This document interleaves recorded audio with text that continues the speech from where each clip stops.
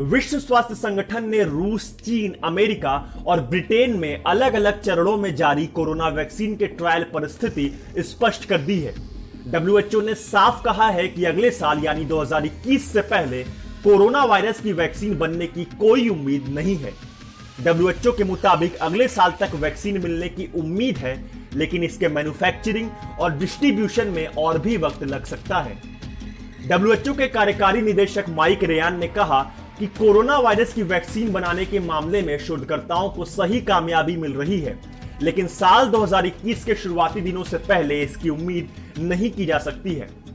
उन्होंने ये भी कहा कि यह जरूरी है कि वैक्सीन की सुरक्षा मानकों में कोई कमी नहीं की जाए, भले ही वैक्सीन बनाने की गति थोड़ी धीमी हो जाए।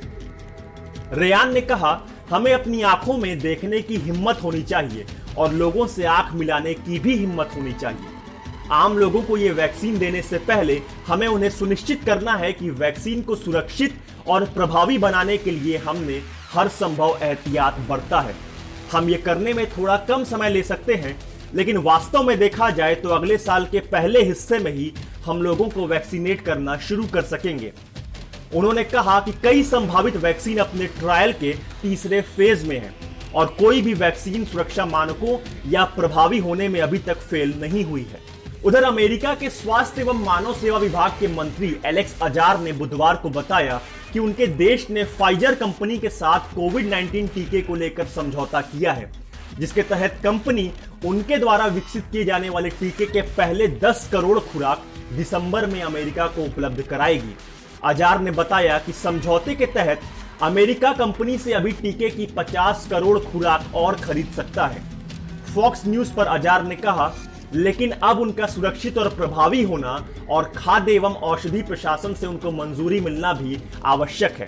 वहीं दुनिया की सबसे बड़ी वैक्सीन निर्माता company serum institute of India अगले महीने से कोरोना वैक्सीन का इंसानों पर ट्रायल शुरू करने जा रहा है। कंपनी को साल के आखिर तक वैक्सीन तैयार करने की उम्मीद है।